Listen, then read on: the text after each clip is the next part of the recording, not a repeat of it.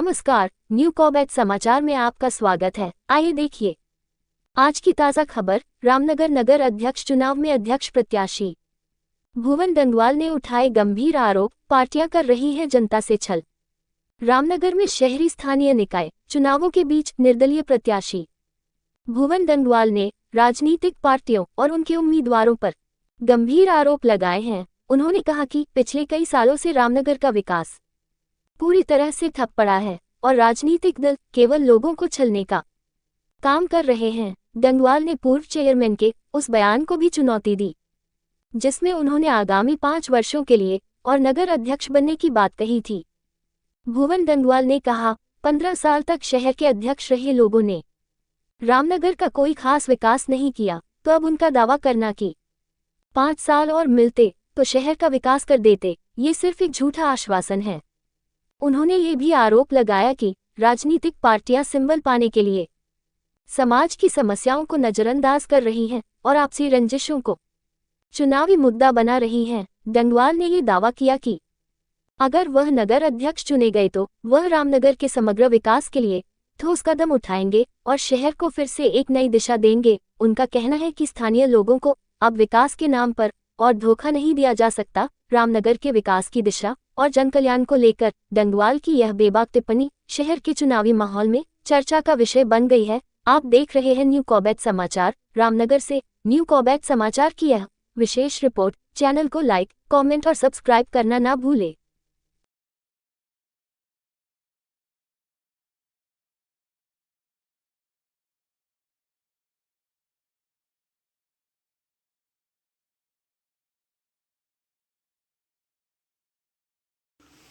डंगवाल जी, रामनगर में चेयरमैन की सीट के चुनाव को लेकर आगाज हो गया है। आप भी उम्मीदवार हैं, थोड़ा सा बताइए किन विषयों को लेकर आप चुनाव लड़ने जा रहे हैं। राठौर जी, एक्चुअली चुनाव जो लड़ने का मन था वो आज की जो परिस्थितियां उसके हिसाब से बनी हैं। सर्वप्रथम तो हमने ये सोचा था कि हम इस चुनाव में शायद भाग ना भी लें, लेकिन जिस तरीके से पार्टियों ने लोगों को छलने का काम किया है या जो छल रही है अभी भी, मैं देख रहा हूँ कि पुराने जो हमारे चेयरमैन हैं या जो पहले रहे हुए लोग हैं, उनका जो बयान है वो ये है कि भैया 5 साल और दे दो। मतलब 15 साल 20 साल रहने के बाद भी अगर वो काम नहीं कर पाए तो आज वो इस बात को दोबारा दोहरा रहे हैं कि 5 साल उन्हें दोबारा दिए जाएँ। वहीं जो अन्य जो भी नए दावेदार जो कूदे हैं इस चेयरमैनी की दौड़ में, मैं उनका भी देख रहा हूँ कि उन्होंने इसमें मतलब किसी व्यक्ति के विशेष कार्य को या आपके द्वारा किए गए समाज में जो सामाजिक कार्य हैं उनको ना देखते हुए ये लोग केवल पार्टियों के जो उनके आला हुक्मरान हैं उनके पीछे घूमने का या फिर पार्टी के जो सिंबल हैं उनके पीछे दौड़ने का ज़्यादा काम किया है और अभी भी वही कर रहे हैं। किसी के अंदर भी इस तरह की भावना नहीं है कि यदि मान लीजिए अगर आप नहीं भी चुने जाते हैं, चुने जाएंगे तो अपने काम करना है, वो तो बात सबके समझ में आती है। लेकिन अगर आप नहीं भी चुने जाते हैं तो उसके बाद भी आपकी समाज के प्रति क्या जिम्मेदारियाँ हैं उस पर कोई बात करने को तैयार नहीं है। जैसे कि पिछले बीच में मैं देख रहा था कि हमारे सांसद महोदय यहाँ पहुँचे थे और जब उनसे ये पूछा गया कि भाई आप उनके द्वारा एक बार ये कहा गया कि दिसंबर माह में पीपी मोड से हॉस्पिटल को हटा दिया जाएगा, लेकिन अभी तक नहीं हटाया और पुनः 3 महीने की उसमें फिर से वृद्धि कर दी गई है। तो ये छल नहीं तो क्या है, पहली बात तो ये। और ये पार्टी को छल केवल एक आज ये कर रहे हैं ऐसा नहीं है। वहीं मैं दूसरी ओर देख रहा हूँ कि आप कल तक किसी और बड़े नेता के पीछे खड़े थे और आपके वो यार मित्र थे और आज आप किसी दूसरे की आप वो कर रहे हैं, बड़ाई कर रहे हैं और अपने को और अपना बचाव कर रहे हैं। तो इस तरह की दलगत राजनीति या एक तरीके से आप बोलिए कि आपस की जो इनकी छिना झपटी है या आपसी जो रंजिश है या आपसी जो इनके मतभेद हैं, उन चीज़ों को इन्होंने मुद्दा बनाया हुआ है और उन्हीं मुद्दे पे ये लोग अभी भी एक दूसरे के ऊपर कटाक्ष कर रहे हैं या एक दूसरे के ऊपर गलतियाँ निकाल रहे हैं। पर कोई भी व्यक्ति अपने ऊपर खुद के द्वारा की गई गलती का कोई भी उसके ऊपर उस समस्या का समाधान करने को तैयार नहीं है। जैसा कि हम जानते हैं कि इस रामनगर शहर को आज से पहले कुमाऊं और गढ़वाल का मुख्य द्वार कहा जाता था और इस रामनगर की अपनी मंडी हुआ करती थी, इस रामनगर का अपना एक बाजार हुआ करता था, इस रामनगर की अपनी एक प्रसिद्धि थी। आज भी जिम कॉर्बेट नाम से ये प्रसिद्ध तो है, लेकिन जिम कॉर्बेट के अंदर होने वाले जो आज तक के जो घोटाले हैं या जो एक अनियमितताएं जो आज तक हैं, जो आज तक नहीं सुधरी हैं, जिसमें मैं समझता हूँ शायद हो सकता है कि कहीं ना कहीं कुछ हाथ या कुछ ना कुछ जो संपर्क है उसमें अपने जो शहर के जो हमारे जनप्रतिनिधि उन सभी का है।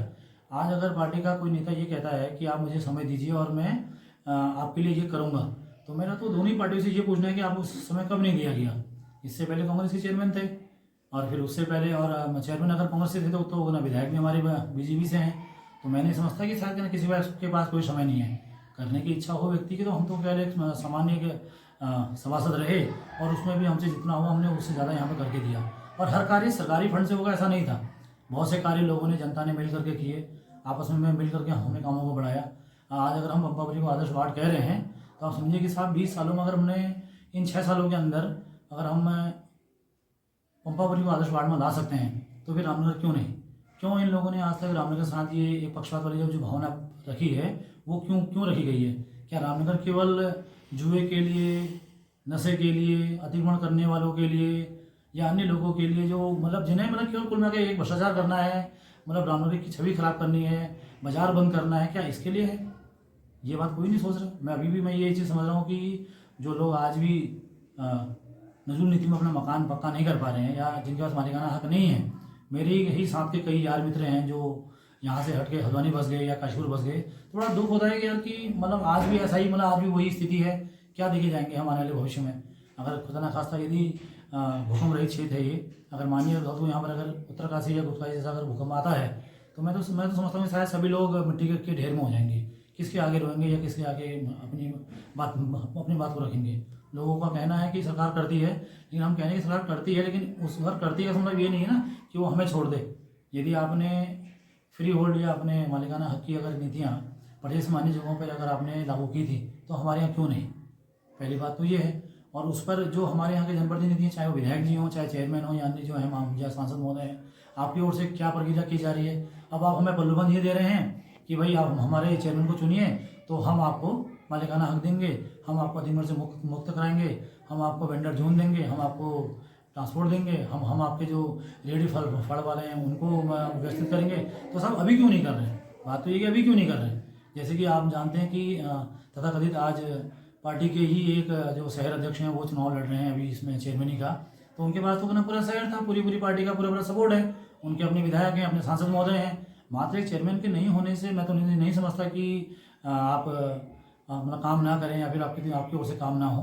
और वही सेम कहानी कांग्रेस के लिए भी है कि यदि आपके विधायक जो पहले रहे थे आपने तब काम क्यों नहीं किया, और अगर आप विधायक नहीं है, अगर यदि आप भी अगर चेयरमैन थे तो आपने तब काम क्यों नहीं किया?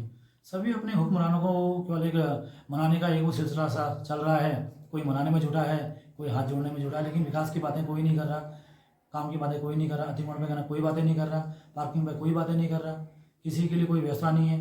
जो मेन ज़रूरतें हम जो 3 चीज़ें हम लोगों के लिए हैं, शिक्षा, स्वास्थ्य और रोजगार, वो तो बिल्कुल ही रामनगर से बहुत दूर हो गई हैं। उनके लिए कौन सोचेगा? मैं ये नहीं कहता हूँ कि मैं अगर बन जाऊँगा तो मैं कल को आपको कोई यहाँ नया कारखाना खोल दे दूँगा, लेकिन प्रयास तो कर सकता हूँ और मैं ये भी नहीं कह रहा हूँ कि मैं यहाँ की शिक्षा बहुत ऊपर पहुँचा दूँगा। लेकिन सोचने वाली बात है साहब कि पूरे हमारे रामनगर एक छोटे से शहर के अंदर मात्र एक वो है, अगर 12वीं के बाद अगर हम करते हैं तो एक डिग्री कॉलेज है, तो क्या रह गया बताइए? हमने एक बार बीच में कोशिश की थी कि हम महिला महाविद्यालय खोलें या महिला विद्यालय की यहाँ प्रोसेस करें, तो जब हमें लगा कि नहीं यार कि ये व्यवस्था इतनी आसानी से होगी नहीं, तो आज समझ में आता है कि अगर मान लीजिए विद्यालय और होता है, एक महाविद्यालय और होता है यहाँ पे, तो शायद बच्चों को ज़्यादा कोर्स मिलते, ज़्यादा अच्छी शिक्षा मिलती। और वहीं साथ में फिर हमारा बात आती है अपने रोजगार की। रोजगार के नाम पे आपको पता ही है क्या स्थिति है, डेल्टा पहले बंद हो चुकी है, मोहान की स्थिति खराब है, घूम फिर के एक जिप्सी चलन और एक खनन का चलन चल रहा है। तो क्या प्रत्येक व्यक्ति क्या गाड़ी चलाएगा या फिर या वो खनन करेगा, जिप्सी चलाएगा? पढ़े लिखे बच्चों का क्या होगा? कहाँ जाएगा उनका भविष्य? तो शहर की जो जिम्मेदारियाँ हैं चेयरमैन के प्रति या जो अन्य जो जनता प्रतिनिधि हैं उनके प्रति, जो मेरे हिसाब से अभी तक ये सभी शून्य है। डंगवाल जी, जैसे भाजपा में 5-6 लोगों ने पर्चा भरा, 5 ने नाम वापस ले लिया, जी, क्या कहना चाहेंगे इसके बारे में? मैंने आपको बताया ना कि देखिए राजनीति में तो ये केवल अपने हुक्मरानों को ही मनाने का काम कर रहे हैं। इनके आपस की जो गुत्थम गुत्थी चल रही है ये इनकी इसी वजह से चल रही है क्योंकि इनका कोई बेहतर कैंडिडेट है ही नहीं। बेहतर कैंडिडेट होने और अगर बेहतर कैंडिडेट है तो उन्होंने टिकट नहीं दिया। और यही समस्या दूसरी पार्टी में, केवल भारतीय जनता पार्टी में नहीं, कांग्रेस का भी वही हाल है सेम। ये आज तक केवल लोगों को केवल बेवकूफ़ बनाते हुए क्षेत्र की जनता ना तो विधायक से खुश है और ना ही चेयरमैन से खुश है। हम लोग आज अगर ये चेयरमैनी का अगर पद हम अगर आज चुनाव लड़ रहे हैं तो आज शहर नहीं है खुश इनसे। और फिर जिस तरह के व्यक्तियों को इन्होंने टिकट दे दिया उनका अपना कारोबार पूछेगी, उनका कारोबार क्या है। बीच में एक हमारी डिबेट हुई थी तो उसमें कहा यह गया था कि भाई सबके जो इनकम आए है उसकी वो जांच करेंगे। जांच करवाइए ना एक बार अपनी, आप लोग एक बार यूँ जांच करवाइए कि आखिर में आपके पैसा आया कहाँ से, ये कहाँ से शौक पूरे हो रहे हैं आपके।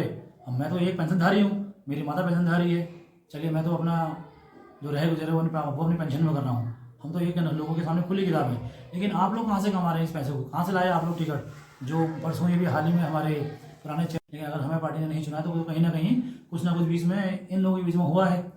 और एक जनता प्रतिनिधि के साथ में तो ये समझ में नहीं आता कि किसी हॉस्पिटल का जो व्यक्ति जो हमारे यहाँ पर एक कारोबार करने आया या एक अपना ठेकेदारी प्रथा में काम कर रहा है, उस व्यक्ति का एक जनप्रतिनिधि के साथ में क्या संबंध है? क्यों बार बार उसको वो किया जा रहा है, इंडिकेट किया जा रहा है, उसको बार बार उसको लोगों का उससे सब क्यों किया जा रहा है? तो यानी कुछ ना कुछ तो है, ऐसा नहीं है कि कुछ नहीं है, कुछ ना कुछ तो इन लोगों ने किया, चाहे इनके आपस की कोई लेन देन की बात रही हो, चाहे इनके आपस की कोई पद की बात रही हो, कुछ ना कुछ तो है। और शायद उसी कारण मेरे ख्याल से जनता भी इनसे रुष्ट है। और शायद जनता, जहाँ तक मैं समझता हूँ, अगर जिस तरह से आज लोग समझ रहे हैं इन बातों को कि इन नाम की पार्टियों ने मतलब केवल लोगों को बेवकूफ़ बनाया या उनको केवल छला है, तो शायद अब वो स्थिति नहीं होगी। और मैं उम्मीद करता हूँ कि रामनगर की जनता से आशा और अपील भी करता हूँ अपनी ओर से कि आप एक बार इस बेटे को मौका दीजिए, ताकि जिस तरीके से मैंने 20 साल देश में सेवा दी है, 6 साल अपने वार्ड में सेवा दी है, मैं आगे भी आप लोगों को ये 5 साल मैं केवल गद्दी में बैठने के लिए नहीं आया हूँ। अगर मुझे गद्दी में बैठने का शौक होता तो मैं दोबारा से इसी सीट पर फिर से रिपीट करता, तो शायद हो सकता था कि मैं दोबारा जीत भी जाता। लेकिन बात जीत या हार की नहीं है, बात यह है कि आखिर हम कब तक चुप रहेंगे। एक बहुत पुरानी कहावत होगी, आपने सुनी होगी कि जितना कोई व्यक्ति एक जुर्म करता है और वो जो उस जुर्म को सह रहा है वो उससे बड़ा गुनाहगार है, और उस जुर्म को सहना और जो जुर्म कर रहा है वो तो है ही गुनाहगार, साथ में जो उस जुर्म करने वाले को देख भी रहा है ना वो भी गुनहगार है। तो मैं समझता हूँ कि जनता को अपनी आवाज़ उठानी चाहिए और इस बार अपने इस बेटे को मौका देना चाहिए, ताकि मैं अपनी ओर से 5 साल आपको सेवा दे सकूँ। मैं नहीं कहता हूँ कि कहना मुझे चेयरमैन कुर्सी चाहिए, लेकिन मैं ये कह रहा हूँ कि मैं आपको एक बार आप मुझे मौका दीजिए ताकि मैं आपकी सेवा कर सकूँ। और इस रामनगर को हम लोग एक आदर्श शहर के रूप में पूरे देश में हम लोग इसको आगे ला सकें। और जितना मुझसे हो सकेगा, जितना मैं कर सकता हूँ, उससे भी ज़्यादा मैं प्रयास करूँगा। जैसे उसमें हमारा मालिकाना हक वाला जो सबसे बड़ा मैटर है इस टाइम पर नजूल नीति है, और बेवजह के बढ़ाए हुए जो इनके हाउस टैक्स हैं उसके ऊपर कंट्रोल करना है। जिन गाड़ियों की वजह से ये लोग बार बार पार्किंग का रोना करते हैं, उन पार्किंगों की जो व्यवस्था करनी है। उसके अलावा जो एक कुछ समस्याएं ऐसी भी मेरे सुनने में आई थी कि जो पार्किंग में है कई लोगों द्वारा पार्किंग का जो आवंटन किया जाता है, उसके बाद कुछ अवैध जो इनके द्वारा वसूली की जाती है उस पर रोक लगाना है। बाज़ार की प्राथमिकता है, बाज़ार देखिए रामनगर शहर का बहुत ज़्यादा बिल्कुल शांत हो गया है, जबकि पहले कभी रामनगर की वजह की ये चहल पहल थी और एक माना जाना बाजार हुआ करता था। तो मेरा उसकी तरफ भी ध्यान है कि कैसे इसे बढ़ाया जाए। साथ ही हमारा एक समाज है बहुत जिसे हम वाल्मीकि समाज कहते हैं, उनके भी कुछ ऐसी सुविधाएं थी जो पालिका द्वारा पहले दी गई थी, जो पुराने पूर्व चेयरमैन थे उनके द्वारा। लेकिन अब उन सुविधाओं में से जैसे समुदाय हॉल को कूड़ा घर बना देना या कूड़े वालों को देना, ये जबकि औचित्य नहीं है। अगर उनकी व्यवस्था की जाए तो अपनी ओर से उनको जहाँ उनका ट्रेनिंग ग्राउंड है उस साइड में या अन्य जगह उन लोगों को दी जा सकती थी, लेकिन ये नहीं किया गया। मोहल्ला क्लिनिक के जो खोले जाने या खोलने चाहिए, जिनकी आवश्यकता है, कोरोना काल जैसे जो क्षेत्र में समय में बहुत ज़्यादा हमें उनकी आवश्यकता रही, उस पर काम करना है। महिलाओं के द्वारा समूह बनाए गए हैं, महिला सशक्तिकरण में कोई काम नहीं हुआ है, उस पर काम करना है ताकि हम अपनी महिलाओं को और एक जागरूक और सशक्त महिला बना सकें। नशे का जो कारोबार जो यहाँ बढ़ा हुआ है उस पर रोक लगानी है, वो तो कानून के साथ मिलकर करना ही पड़ेगा, क्योंकि शहर हम नहीं छोड़ सकते ऐसे इन लोगों के हाथों में जो शहर की आबो हवा को ना खराब करेंगे। उसके साथ ही मैं चाहूँगा कि अगर मुझे भविष्य में मौका मिला तो शहर के लिए कुछ ऐसे उन्नति के कार्य, ऐसे विकास के कार्य जो हमारे रोड मैप में तैयार हैं, जो आने वाले मेरे एजेंडे में आपको देखने को मिलेंगे, उसके तहत मैं पूरे शहर पर अपनी बात रखूँगा, सभी लोगों के बीच में अपनी बात रखूँगा। शहर कितना समझता है या कितना मुझे समझ पाता है, यह आने वाले समय में देखा जाएगा। लेकिन मेरा पूरे शहर से अपील है, उनसे एक रिक्वेस्ट है सभी लोगों से, माता बहनों से, बुजुर्गों से, अपने पूर्व सैनिकों से, वीर नारियों से, और साथ ही अपनी इस क्षेत्र की समस्त जनता से, इसे समानी जनता से, कि आप एक बार अपनी इस बेटे को मौका दें ताकि मैं आपके लिए इन 5 सालों में कुछ कर पाऊँ और हम इस रामनगर को एक सशक्त रामनगर एक विकास के रूप में देख सकें।